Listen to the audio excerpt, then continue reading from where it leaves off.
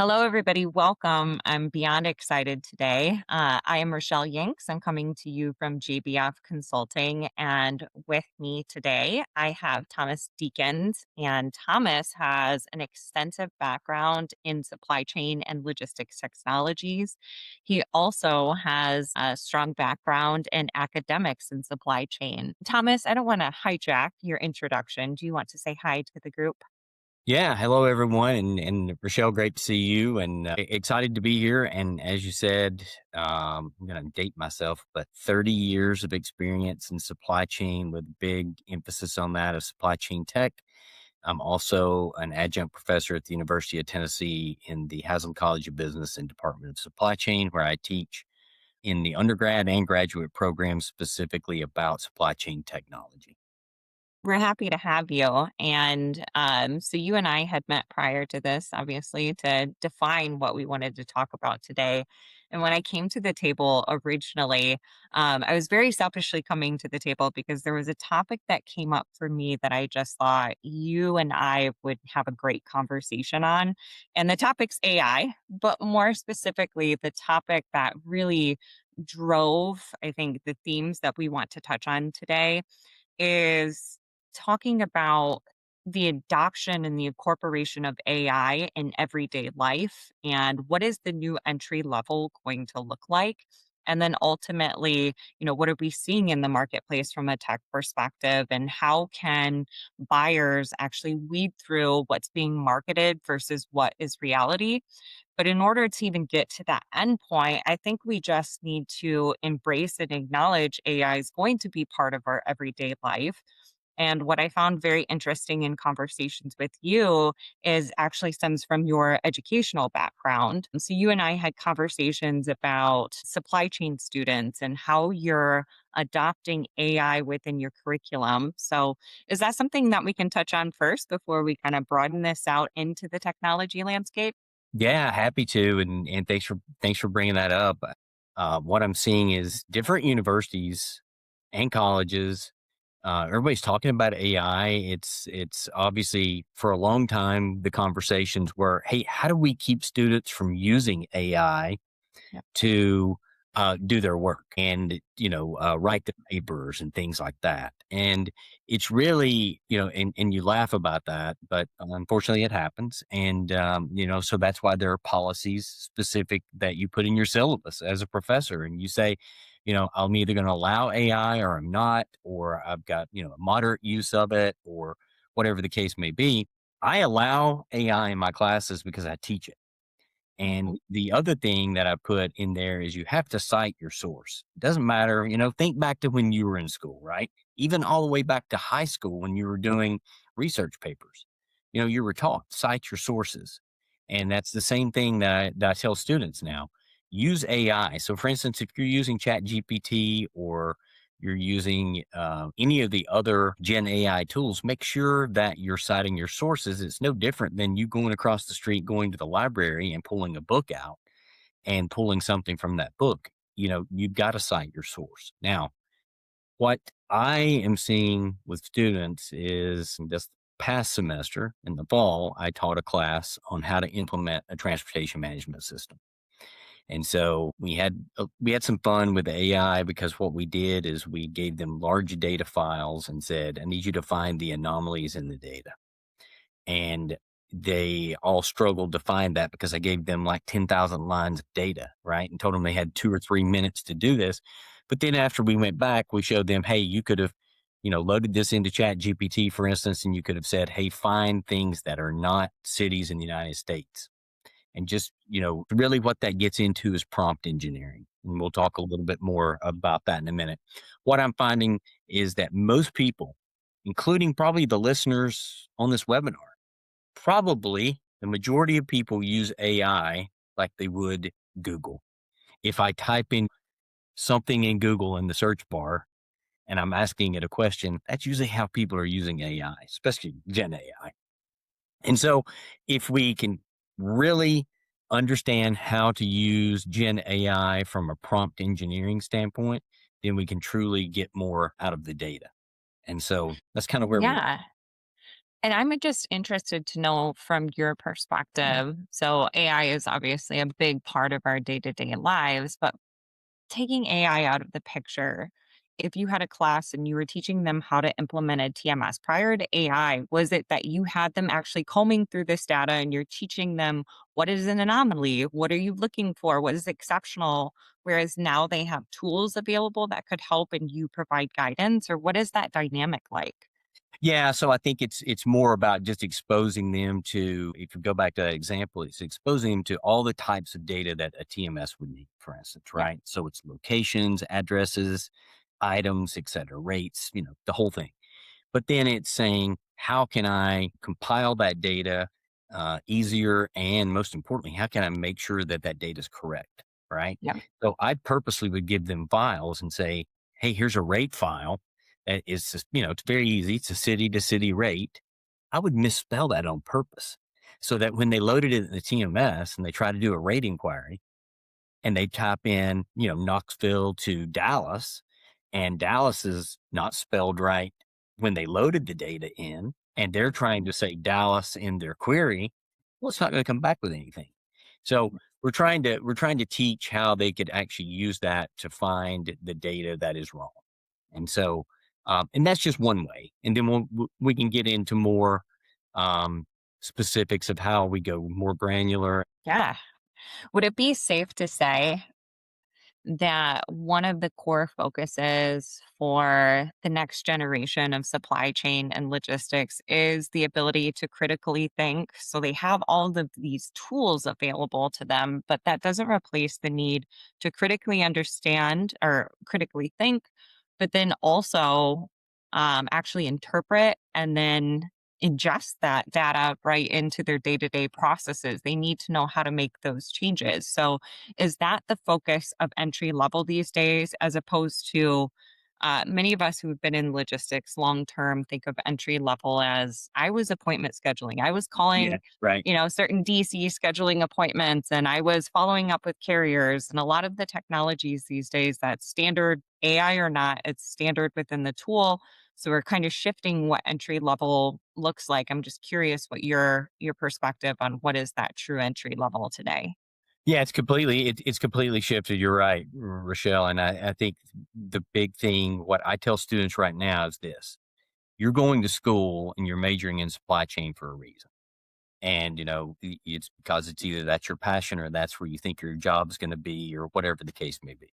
Mhm. And it's usually all the above, because supply chain usually has a higher acceptance rate in regard to finding that first job than most of the majors.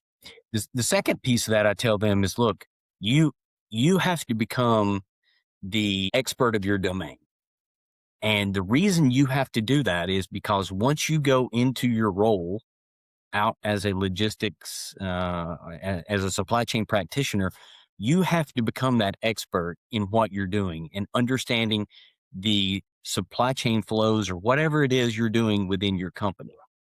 Then you have to start looking at it saying, okay, let me identify where those processes are that might be manual today, or something is I could do better using AI. And Mhm. so the whole idea, if we go back and start thinking about what we've been told for the last, what, 12 months, and this stuff changes constantly. Originally, it was, oh my gosh, AI is going to take everybody's job. Then it was, no, AI is going to just take data entry jobs. And then it's, hey, it's going to make us more efficient. And then I think where we're at now is we're trying to tell people, hey, embrace AI, become the expert in your domain, and then leverage AI to help you make better decisions, to be more efficient, work smarter, not harder, and Yeah. then allow you to be able to go do other things that you never could have done. And I think if Exactly. we embrace that, and that's where, I'm telling students to embrace it like this now so that they're prepared. Now, in 12 months or a year, I may be having a different conversation with you. But I think, but, and I want to go back to one more thing that we talked about. People have said to me before, hey, man, why do you make students load so much data in a TMS and do it manually? things like that. I'm like, I'm teaching the foundations of data.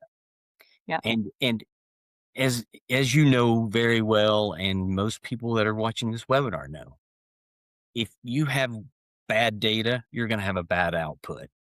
And so why not try to figure out how to clean that data, leverage that data, have a master data management strategy on the front end so it doesn't come back to bite you on the back.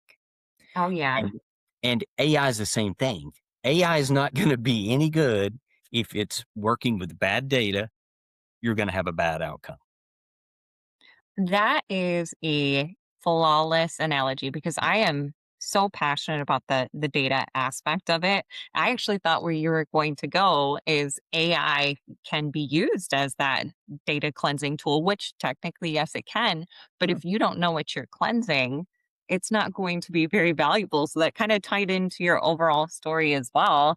And you had mentioned prompt engineering. And when we last talked, you talked about how critical just having a competency in prompt engineering is. And after our conversation, I actually sat with myself to think about how am I actually prompting? Because you had mentioned earlier, we're using it like Google. Yeah. And I think I'm a bit more advanced, transparently. I'm a bit more advanced where I give context. Hmm. Here's all the information I know. Here's my thoughts on this. Here's the exact output that I'm looking for. And even in my initial output, even when I've prompted the AI, I'm still going back and forth with it. I'm trying to give it to me in a language that I understand and my exact, interpretation, making sure that it's an output that I can actually articulate and retain. Yeah. So it's very fascinating that um, I had never thought about it the way that you had just said, where prompt engineering is so critical. And I think we still need to hone in and continue to evolve with our understanding of, what is, good prompt engineering and how can we adopt it, regardless if we're in logistics or even everyday life. So, I think, what's funny is I'm teaching in the master's program. It's a 1 year program and teaching in that and teaching the foundations of supply chain tech. And we're going to focus heavy on AI. And I use AI to help me with my lesson plans. Right. And yeah, I'm sitting there saying, "Hey, I will put in, this is what I'm going to teach. What am I missing? Right.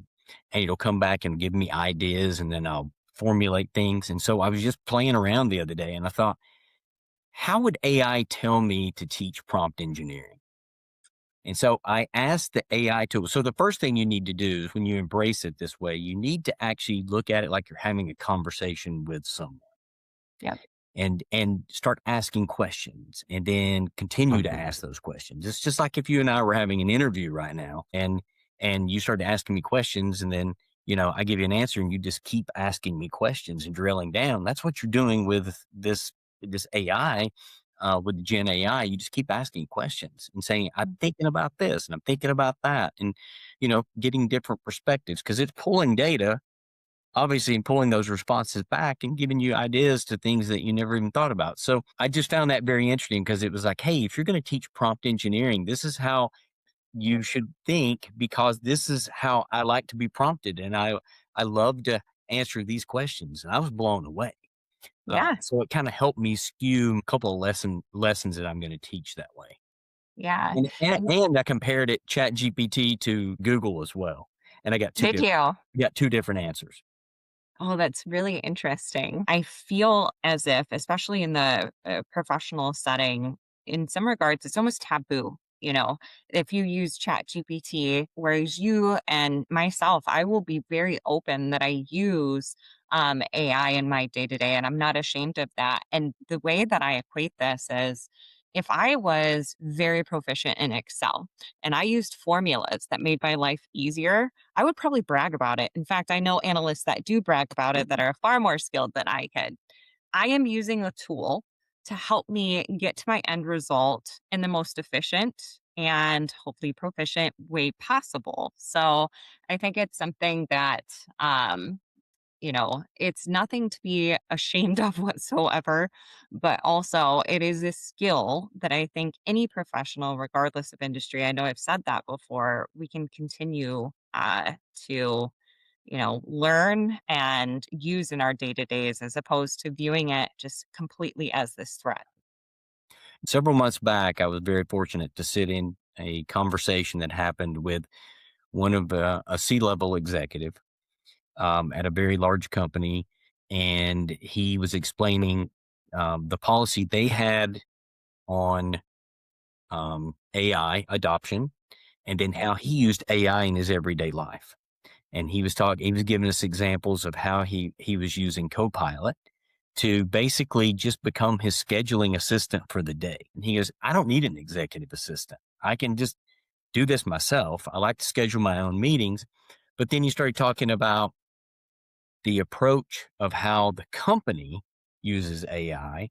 And it's really about two things. One is a lot of times you'll have a company that'll come in from the top down and they'll say, we're going to use AI and we're going to use it this way. Mm. Or you can go, actually, there's three approaches. The second approach would be from the bottom up, because then it's going to be, hey, this business unit leader or these business analysts or these supply chain analysts have identified an area where we think AI could be utilized, right? And so the business is then going to management and executives saying, we want to leverage AI this way, and they're building a business case for it. Then the third is the hybrid approach where both come to the middle and say, hey, this is a great idea. We're going to roll this out. This is the directive, et cetera. So he was explaining how they do that over the last 6 months. Every executive I talk to in companies, the first thing I say is, hey, what's your stance on AI and how are you guys doing that? Or is it top down? Is it bottom up? It's really interesting to hear how they're doing that. And those approaches have completely changed in the last year. Absolutely. And this is actually a great segue for me. So, first and foremost, I have to acknowledge we're really honing in on Gen AI. And I think it's because most consumers know what that is. They use that in their day to day. And I think you and I can both agree that when we look at this hype cycle, it's largely driven by Gen AI. So, that's why we're focusing. But my segue that I was referencing is so I come from the technology side, you come from the technology side. And an interesting conversation that I had at a company that I work for, I was in the product management team, and we had a customer advisory board. And prior to each customer advisory board event, we would reach out to our members and see if there's specific topics that they would like to discuss. And as one can imagine, for the past 2 years running, it was AI, but there was no specific use case. It was just, what is the strategy for AI? And I understand that, right? Because AI is such a broad term and there's so many different use cases that could be solved by so many different forms of AI that most end consumers don't know, this AI would be best used for this use case, so on and so forth. But my point is, so we as a product team presented our strategy, which was a top-down strategy, regardless of application, just a little tidbit there. But then I got into questions with my customers of, well, what is your strategy? And if we incorporate this into the TMS, can you even use it? Is it something that your organization, we had a multi-tenant SaaS application, and historically, anything we rolled out to our customers went to every customer. They were all on the same version of the code. So this is something that we had to have discussions with our customers to say, do we even have to approach deployment differently? And transparently, the answer should be yes in many regards. But I just found it very interesting that the initial question is always, well, what's the strategy with AI? I think Gen AI, like I said, is largely driving those questions. And then when you start digging into, well, what are the use cases and can you even use it? I think it's still questions that customers need to ask themselves or clients need to ask themselves. Yeah, no, I agree. And thanks for that example, because I think if if you go back and look at the latest study that everyone's quoting, McKinsey said that 90% of all AI projects fail or have failed, and there's a reason behind that, right? Because normally what happens is there's this big hype cycle that everybody, an executive's going to a conference or someone, a consulting firm, something's happened, right? That's triggered this and said, hey, we're going to go and do this project. But then maybe they don't understand really what the outcome should be from that project, or Yeah. they haven't allocated the correct resources, or they have not had the right talent match what they need in the organization in order to pull that off. So I think there's that. The other thing is that, as you pointed out, there's the hype cycle of Gen AI, but now there's agentic AI. And Yes. we are seeing, and you're seeing it more than I am because you're living in this world of advising clients on technology, but everyone is talking about agentic AI and in an application.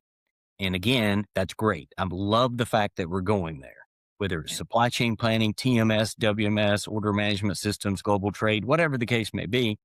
What are you trying to do with that technology? And what are you trying to do with that process? And Yes. so if you can identify that, and then you can really understand how to map that out, and then go back to your example. If I'm in a TMS and I'm a planner, and I am sitting there and I'm planning shipments, and then all of a sudden I get an alert because a shipment is, going to miss its next pickup or whatever the case may be. Normally, you as a planner would be scrambling, right? You're going to sit there and say, okay, I got to look at this. I got to call this carrier. I got to do all these things. But if I have a process mapped out that allows me to take those exceptions and then use agentic AI behind the scenes to take that, listen for these signals, and then go and call that carrier, book that appointment, and do that for me in the background. I just freed up my time. Or I'm Exactly. having the system give me a couple of different options that I can look at and say, hey, these are valid or not. And again, it goes back to that point I made about you need to be the expert in your domain so that when the solution comes back and says, hey, here's option A or option B, you can pick the right option. And Yeah. and if not, then you can train the solution to actually learn so that the next time it happens, the right options presented, or it's already doing the process in the background for you. Yes. So I think that I don't think enough companies are thinking to that level yet. And I'd love to hear your thoughts on that. I completely agree with you. And in fact, I had written a post about how I am frequently seeing, kind of going back to what I saw with the cab. I see clients go to market and they just ask a very broad question: what is the AI strategy? And I always ask them, why are we starting with a label? What is the challenges? What are the challenges that we're looking to solve right now? If it is solved with AI, that's a label that the tech provider should give you, and that's great. And there's many other follow-up questions that you should have to understand, is it scalable, right? Do I have the right resources with the right expertise to actually train? Just as you said, it has to have human in the loop, right? It's not completely autonomous. And I think it will be many years from now before it is. And I think that's where kind of the doom and gloom comes, is what if that day comes? Well, there's always going to be an evolution. There's always something going on, right? So they'll always need human in the loops. And I strongly believe that. But going back to your question of what I'm seeing, what I am seeing is I'm seeing an influx of agentic AI. In fact, if I have to think back to the past, even I'll say five, just to throw out a number of vendors that I saw, 99%, if not 100%, were only showing agentic AI. And then anything else in relation to AI was conceptual. It was, here's our roadmap, here's our strategy, here's where we want to go, which is fantastic to see. Even for the agentic AI piece, I've seen some very compelling use cases. I have seen one case study that I do think has quantifiable benefits. But I would say, if you are a client and you are interested, you're looking at the tech market saying, how can I read through all the noise?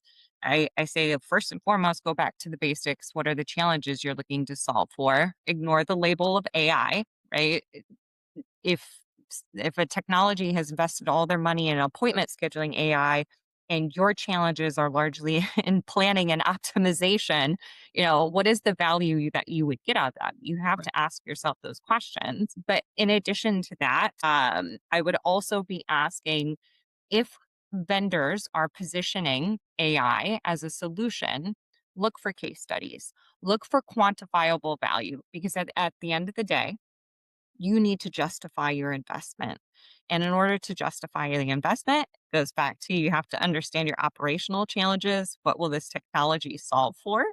And then what is the outputs that the network is seeing when they implement these technologies? And that's label agnostic. Doesn't matter if it's AI or not. So that's my opinion. I'm strong on that stance. Yeah, no, and I'm glad to hear that, and I agree 100% with you on that, and I think the other thing too is it goes back to the data challenge, right? Yeah. And do you have the correct data? What does your data structure look like? What's your master data management strategy looking like? I mean, these would be this gosh, Rochelle, if you think about it, these are the same questions we've been asking since 2000. And, when we were, just implementing a TMS, for instance, hey, if you got bad data, you're gonna have a bad output. And so it's the same thing. And I think, um, we're in a massive hype cycle right now with AI. Companies are allocating budgets to AI. If companies aren't talking about it in their 10K and their annual reports, then they're taking a hit because boards are saying, "Hey, what are we going to do to catch the competitor?" A lot of this is marketing fluff potentially, but at the end of the day, I think the winners, in my opinion, will be the ones that do exactly what you said. They've done the analysis, they've worked with a trusted advisor, and they've said these are the areas we think that we can actually use a solution to enhance, be more productive, and get a competitive advantage. Yes. And this is the roadmap to do that. The question is, do you want to be you want to be the pioneer and the bleeding edge, or are you a company that wants to wait and say, I'll do this in 2 years and I'll take this risk off the table? Yeah. Or are you, just wherever you're going to be in that cycle. But I think that the ones that can actually solve that and go back to what you said, find that process, find that strategy will have a competitive advantage. I do. Yes, I absolutely agree with you. And I'm going to tack on one thing because we're getting back to just pure fundamentals regardless of AI. You talk about data management. Absolutely agree with you. The other aspect is connectivity in the sense of third parties, so carriers, right? I always argue there's certain technologies, if you don't have that connectivity, you just have a fancy Excel, very, very expensive, fancy Excel, right? That you're using internally. So it's interesting because where I sit today as an advisor, those pure fundamentals have not changed, even though there's been so much advancement in what technology actually is and Right. what it's capable of doing. Just going back to the what are the challenges we need to solve? What is the value that you would garnish from this investment? And is it worth it? And label agnostic, right? So, Yeah. And I think the big thing, it's with when you're implementing any technology. If I go back a few years back, I worked for one of the large visibility companies, right? The visibility providers. And, we went through a phase right there with COVID and everyone wanted to know where their stuff was, right? So it was a huge hype cycle right then for visibility. Um, and a lot of companies jumped on board and which they should have, but I don't think their strategy was right. And they didn't really understand how to measure the ROI to understand if they got the ROI out of the projects. And you see that across the whole landscape. And I think that's with technology in general.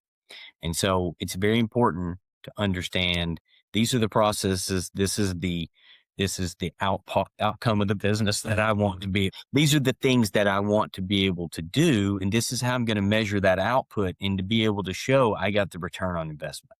Or, hey, this really helped me get a competitive advantage in my sector. And so I think if you can lay that out ahead of time and really understand that, that's truly where you're going to get it. And I think that's very important right now with AI. absolutely. Absolutely. Before we keep, honestly, Thomas, I could just keep going on and on about this, but I don't want to get too far off of topic. So I just want to kind of circle back on everything that we've discussed today, because what we wanted to touch on is from the very beginning. So, how is academia changing Right. with the current technological landscape? How are you working with students, which you touched on? And then we also ingested that into how, from a day to day perspective, regardless of what type of professional you are, but especially in the supply chain and logistics space, how do we better incorporate and use AI? And then we also were able to touch on the technology landscape and what are we seeing? I was able to give some insights from my time in technology. What were we seeing from the customer base, but then also how clients should go to market and the questions that they should be asking if their emphasis is AI. I'll hit that again. Ask for case studies. Those are very important. But is there anything else that you wanted to touch on that maybe we didn't get to? I think if I go back to just go back to where we are right now with, students.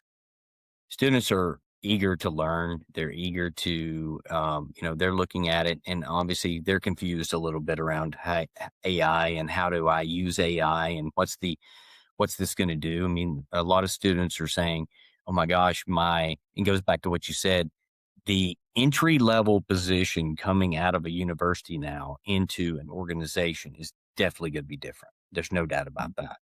So again, we're trying to prepare those students and give them the tools to be able to say on day one, that job may look different and it may be because of X, which in this case could be AI. So therefore, you need to go in, and once you're going through that rotational program or whatever that job is, you need to become that knowledge, the master of that area, so that then you can figure out how to embrace that, whether they're using AI or not, or better yet, look for opportunities and go have those conversations with your supervisors. I think the other thing that we're trying, I know I personally am doing is making students still learn the power of collaboration, Yeah. and make them continue to work in teams and understand how to use tools that they're given. And most importantly, ask questions. Yep. Continue to just ask questions. There's nothing wrong with ever asking a question. And there's nothing wrong with ever saying, I don't know.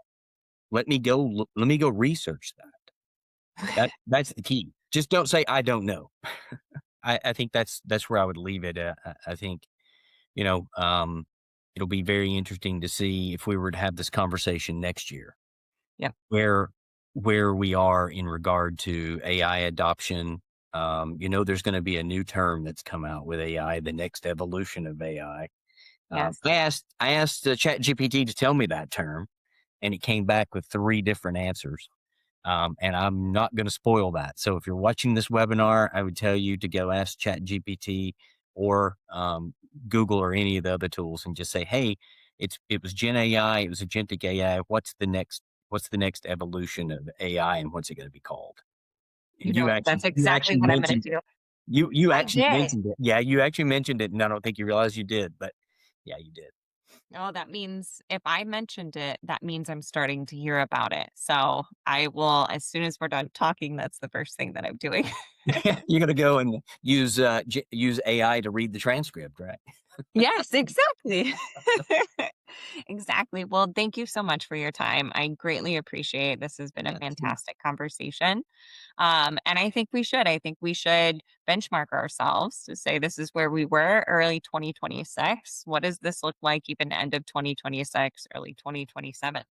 Yeah, and I'll leave with this. I'll say, if if you're interested, if you have questions about what we're doing at the university setting, feel free to hit me on LinkedIn. And then if you're just interested in general, hey, what's going on in the world of AI?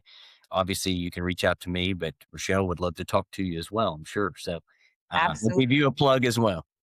Absolutely. No, I greatly appreciate it. Yes. And if there's any questions, we talked about going to market, what questions you should be asking, especially for TMS and logistics. Reach out via LinkedIn, JBF Consulting, our website as well. You can connect us with an advisor like myself, and we can have those discussions Yeah, great. Well, have a good day. Thank you. as well. Thank you.